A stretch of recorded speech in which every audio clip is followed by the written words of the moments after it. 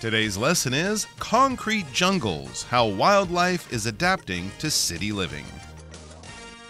Hello, everyone. I'm Mike. And I'm Roger. And today we're going to continue talking about animals moving into cities. And so far we've given you a couple of examples. We talked about cockatoos in Australia going into Sydney and figuring out how to open up trash can lids. And they even have figured out how to drink from public drinking fountains. And then on the other side of the world in the UK, we were talking about foxes who have become accustomed to living in London, maybe in Birmingham or places like that. They're probably all over the place, and they can tear into garbage bags, and they even have figured out how to wait for a green light to cross the road. Absolutely incredible. So what are we going to learn about today? Well, let's start off in the U.S., where, of course, they have a lot of wild animals and a lot of cities that have grown quite rapidly. But we're going to start with a creature that's a pretty common sight in many cities and often considered to be kind of cute, but can be intelligent and quite destructive. We're talking about that masked little bandit, the raccoon. So let's read all about that, and then we'll be back to talk about the paragraph. Across the Atlantic in the U.S., raccoons are more common today in cities than they are in the countryside.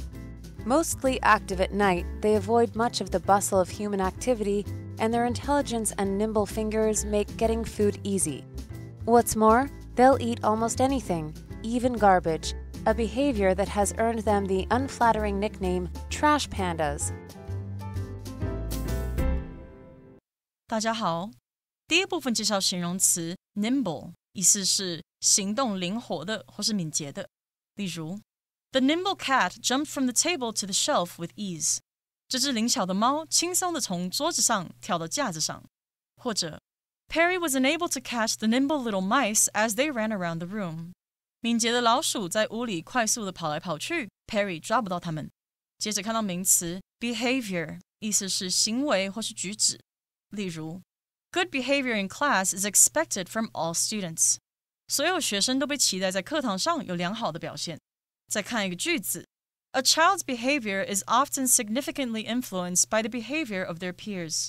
孩子的行为往往受到同侪的显著影响。另外补充 behavior 的动词 behave, B-E-H-A-V-E, behave, 意思是表现或是行为举止。例如 Jack was given detention because he was behaving badly in class. Jack 在课堂上有不良行为，被留校察看。或是 Children are taught to behave properly in school by following the rules. 孩童在学校被教导要有合宜的举止，遵守规定。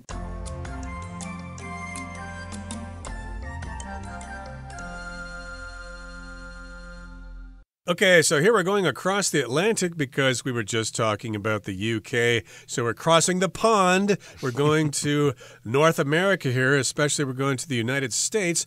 And there are lots of raccoons there, and they are more common today in cities than they are in the countryside. Now, of course, I'm from the country, so I'm used to seeing raccoons all over the place, so I don't really know about the situation of cities like Minneapolis or Milwaukee or places like that. But here, raccoons are getting more and more common in cities. They're even more common than they are in the countryside. And I must also assume that there are a lot of raccoons up in Canada as well. Absolutely, and yes, raccoons are definitely an issue in many cities, both in Montreal, where I was born, and Vancouver, where my mother lives. You have to lock your garbage cans. They have special little levers on them to sort of lock the lid down. And I think my mother also used to put bricks on top because the raccoons figured out how to open the locks. Oh. So you actually have to weigh it down, something so heavy that they can't actually move them. Of course, the raccoons, like the foxes we read about in the UK yesterday, are very, very interested in feasting on all your kitchen scraps and garbage and things like that. So they are very common. That's surprising. More common today in cities than in the countryside. So I guess if you could count the raccoon populations, you would find more urban raccoons than rural or forest raccoons. It says mostly active at night. They avoid much of the bustle of human activity, and their intelligence and nimble fingers make getting food easy. That's all very true. They are very active at night. You can hear them, rustling prowling around in the forest or in your backyard or around your garbage cans in the evening time or late at night. So they avoid much of the bustle of human activity. You don't often encounter them when you're out there in your garden or walking around in the parks or along the sidewalk of the city streets during the day. So this would be the bustle of human activity. Bustle meaning a lot of activity, a lot of things going on, people rushing around, every morning in a family with kids getting ready for school and the parents are getting ready for work. There'd be a lot of bustle. There'll be a lot of action, a lot of movement, a lot of activity. So they avoid this kind of thing, the bustle of daily life. They like the quiet of the night or the evening. And their intelligence, their smarts, their brain power, their problem-solving skills, right? They have good minds and they are smart. So they have intelligence and they also have these nimble little fingers. If something is nimble, it's kind of meaning it can do a lot of fine little movements, of fine little actions. If you're agile, it's similar to being nimble, the way we see monkeys jumping from branch to branch as they move through the trees while they're very nimble. Acrobats and jugglers and people like that could also be described as nimble. And of course, if you have a movie with a lockpick, one of those people trying to break open a lock, you have to have nimble fingers to sort of manipulate these tiny little mechanisms and things like that. So they have very skilled fingers, very skilled hands, and they can use them to do fine little actions like removing locks from things and picking through garbage and finding exactly what they want. Yes, they've got intelligence, they're very smart, they've got those nimble fingers, and so they can get that food easily and figure out how to open trash cans and stuff like that. Now, what's more, or in addition, they'll eat almost anything, even garbage, a behavior that has earned them the unflattering nickname trash pandas. Of course, we're talking about their behavior. That's just how they act, the things that they do. We talk about people's behavior. You might be rewarded for good behavior, for example, in school. Or if you're naughty, of course, you have bad behavior and might be punished for that. But here we're talking about their particular way of acting, their behavior. And therefore, they've got this nickname that is unflattering. If something's unflattering, well, it's not meant to make you feel happy, okay? It's kind of an insult. It's kind of a bad nickname. Of course, we'd always like to have a good nickname, but if you have a bad nickname, it could be unflattering, like Lazy Mary, okay? I don't think anybody wants to be called lazy. No, that's definitely unflattering. It puts you in a bad light. So even though raccoons are very intelligent and they have these wonderful nimble fingers, they're great problem solvers, they're using this intelligence to mess things up, to root through your garbage. And of course, we don't like that. So we've given them a bit of a negative nickname. All right, so there's raccoons, a very common creature to find around urban areas in North America. Let's move on to something even more interesting and definitely more dangerous: bears in Japan. But while foxes and raccoons may be pests, they are at least largely harmless. In northern Japan, far more dangerous creatures are venturing into towns and cities: bears. Driven by food shortages in the wild that are likely caused by climate change, they have been forced into urban areas to scavenge for food.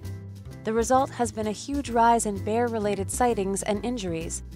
North of Tokyo, police in Tochigi Prefecture have even started holding bear attack drills to prepare people for an encounter. 第二部分介绍动词 venture 指冒险去做点点点或是勇于尝试点点点。例如 Few European explorers ventured into the African continent before the 18th century. 在18世纪之前，很少有欧洲探险家敢冒险进入非洲大陆。或者 We ventured out onto the lake in our canoes. 我们坐独木舟去湖上探险。继续看到名词 shortage 表示短缺或是缺乏。例如A water shortage last summer forced the residents of the town to limit their usage. 去年夏季缺水的情况迫使镇上居民限制用水量。或是 The heat wave caused a sudden shortage of electricity. 热浪造成电力突然短缺。接下来介绍名词 drill. 它的意思是演习或是训练。举个例子 Our lesson today was interrupted by a fire drill. 我们今天的课程因为防火演习而中断了。再看个例句 The drill helps the team prepare for any unexpected situations.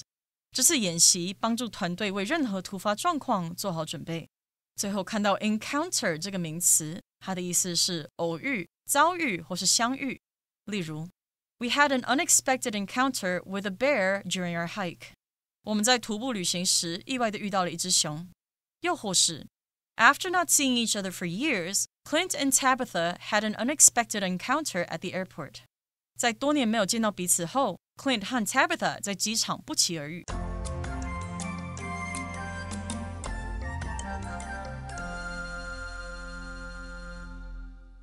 Okay, so now we're coming closer to home here. We're going to Japan. While we're speaking about Taiwan, though, I guess the iguana population is kind of exploding, but I'm not sure if they're moving into cities or not. There was some recent news of a civet and a muntjac getting inside a hospital or something like that, so that might mean there's this problem in Taiwan as well. But we're going to Japan here, and in northern Japan, while foxes and raccoons may be pests, they are at least largely harmless, okay? They're not going to kill you. They're not going to gang up on you and attack you. They'll probably just rip through your garbage and wreck your garden or whatever. But still, bears can cause much more damage. It says, in northern Japan, far more dangerous creatures are venturing into towns and cities. Bears. Kuma, I think is what it's called in Japanese. And if you venture into a place, you just kind of go into that place, usually not really with the goal of going there. You just kind of wander in there. So they're kind of venturing into those towns and cities. Maybe they smell something and they think, oh, I think I'll go into Sapporo now and go look for some sushi or something like that. So traveling into that town, maybe exploring, looking around a little bit, these bears, which is not something you would expect to see in any city, never mind Japan. But it says driven by food shortages in the wild that are likely caused by climate change.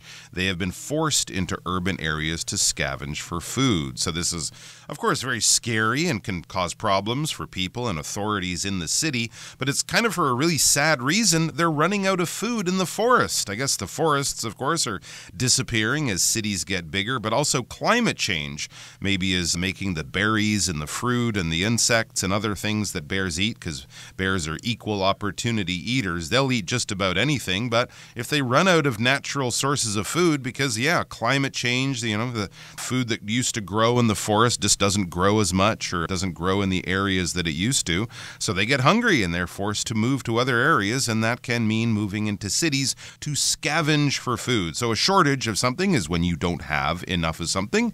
If you have a shortage of money or a shortage of funds, as people often say, then maybe you just have to stay home and you can't go out shopping, you can't join your friends for dinner because you don't have enough cash. If you don't have enough food, you could end up starving, and if you're really desperate, you might end up scavenging for food. That's kind of like what the raccoons are doing through garbage cans, or the foxes that we read about yesterday. They're not hunting this food, they're kind of just going around trying to find any food that they can. If they can find juicy berries on a bush or fruit on a tree, that's great, but if they have to eat garbage out of a garbage can, or, food that's been thrown away behind a supermarket or something like that, go through a dump where people, throw their food scraps and stuff, they'll do that too. So scavenging is basically just using waste material, things that have been thrown away, but trying to use it for some beneficial purpose. So bears going through garbage in Japan because they can't find food out in the wild. My goodness, and of course, if you're caught in the wrong situation, you might get attacked and injured or even killed, so it does sound like a very dangerous situation there. And the result has been a huge rise in bear-related sightings and injuries. Okay, a sighting is just when somebody sees a bear. Hey, I saw a bear on a certain street at a certain time. That's a sighting. There might be UFO sightings or whatever. Hey, I saw a UFO last night flying over the Capitol building or whatever. And, of course, an injury is when somebody gets hurt, like scratched or something like that. And north of Tokyo, police in Tochigi Prefecture have been started holding bear attack drills to prepare people for an encounter. Wow. I hope I said that right. Of course, in Japan, they have prefectures, which are like Xi'an in Taiwan. Of course, there are all sorts of prefectures there, like Kumamoto and Kagoshima and places like that. Those are different prefectures. And this one's called Tochigi. That is a prefecture that is north of Tokyo, and I guess the problem has gotten pretty bad there. They have these bear attack drills. A drill is when people practice, like in English learning, you might have some grammar drills, like substitution drills or whatever. We don't really do that so much on our program here, but at the basic levels, you might get some drills like how to conjugate verbs or whatever. Exactly, or fire drills where, schools will ring a fire alarm and all the students prepare and, do what they should do should there be a real fire. Earthquake drills here, I think, are common. They'll put off an alarm and everyone dives under their desk pretending and sort of practicing for what to do in a real emergency situation. So I guess they tell people, you should make your body big or make your body small, cover your neck, cover your head, things like that, should a bear turn its attention on you to avoid getting hurt or badly injured. And this is, yes, to prepare people for an encounter. An encounter in this case is a meeting of some kind. We often use this word encounter to talk about a meeting or an experience where you meet someone or run into someone or something that's kind of unusual, right? I had an encounter with a celebrity at the airport. I was standing there and I looked over and it was a movie star waiting to get their bag right next to me or something like that. Or an animal encounter, which would be out in the wild. We wouldn't really call an animal encounter going to the zoo and looking at a tiger through the bars of a cage, but if you're out there on safari, if you've got a wildlife guide taking you to places where you can actually see something. I know gorilla encounters in Rwanda are a popular, maybe bucket list item for people that costs a lot of money, but it's a very unique and unusual experience, right? To meet a wild animal in the wild like that. And should there be an encounter with a bear, you don't want to end up being the bear's next snack. So that's why they have these drills, these practices to show people what to do should they encounter. We can also use it as a verb. Should they encounter a bear while, taking their garbage out at night or something like that. Very, very interesting and a little scary. All right, let's look at the final paragraph we have as we wrap things up. As cities expand and natural habitats shrink, such encounters will only grow more common. For the animals affected, survival means being able to adapt to these strange new environments. For humans, the challenge may simply be accepting that our cities no longer belong to us alone.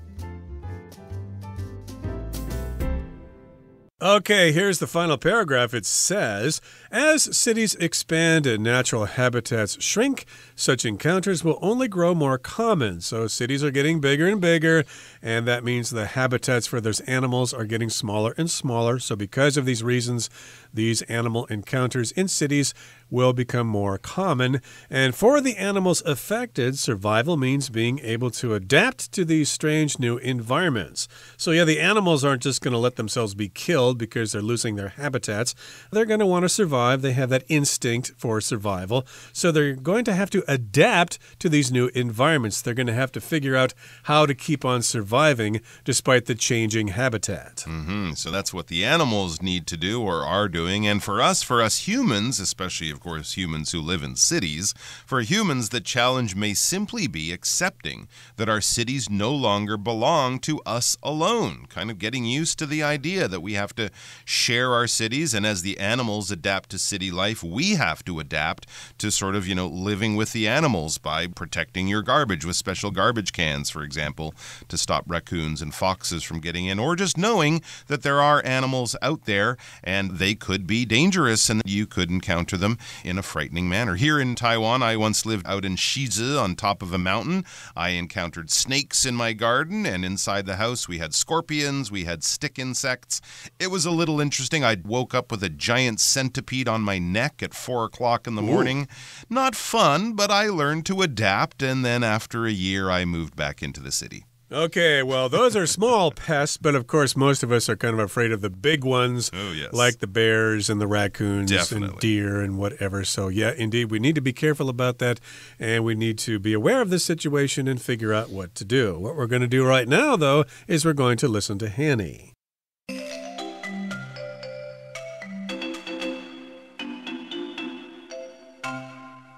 各位位同学大家好，我是 Hanny。 我们来看今天的文法重点。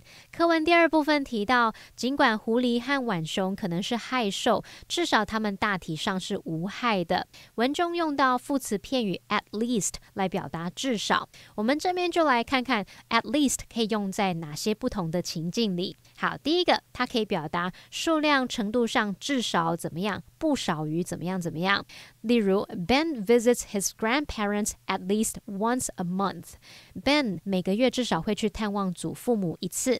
好，第二个，它可以用来描述情况本来可能会更糟，强调说在不理想的情况里还是有好事，仍然有好事。举例来说， It was cold, but at least it didn't rain. 天气很冷，但至少没下雨。好，那第三个可以表达最低期待，点出某个人至少该做到某事，但却没有做到。那这时候常常会搭配 could 或者是 could have， 或是搭配 should 或是 should have。 那么语气会带有一点责备或是失望的感觉，像朋友迟到却没有事先讲，让你傻傻在那边等。这时候可以对他说， You could have at least texted me that you'd be late。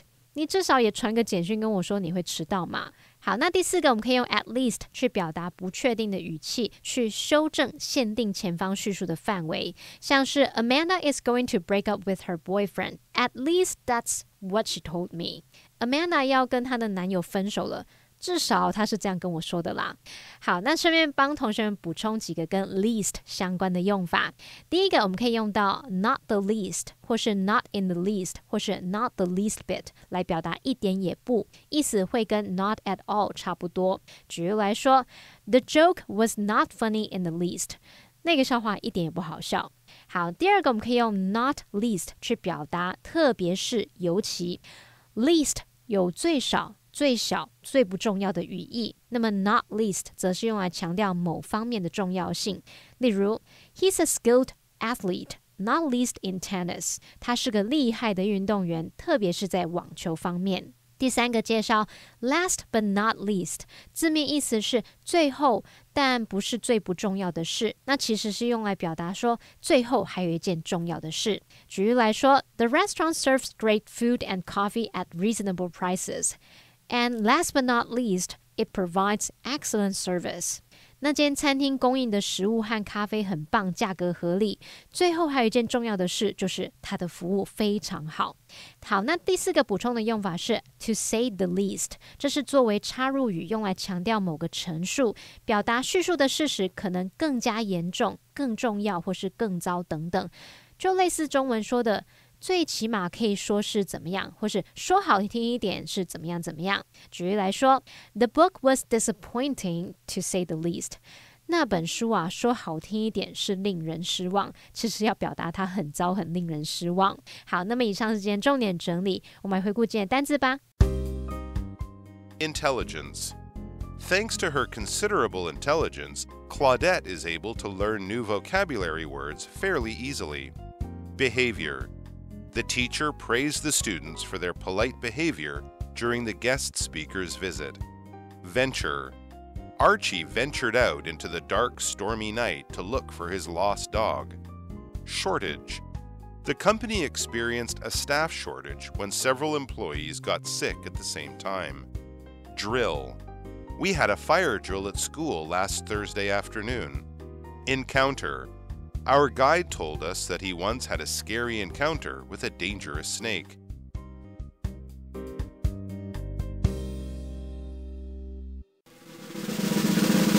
Discussion Starter starts now!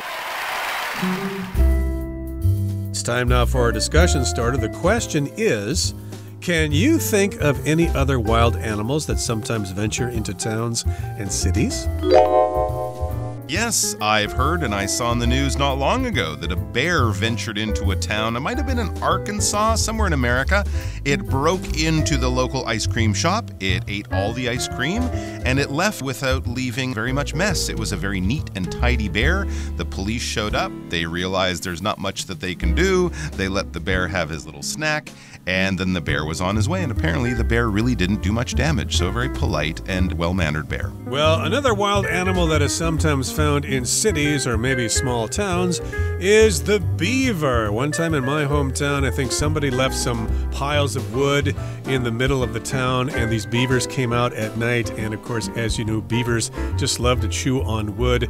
So by the time morning came around, there was this big, huge pile of wood shavings in the middle of the park, and nobody could walk into the park because all those wood shavings are there thanks to the beavers.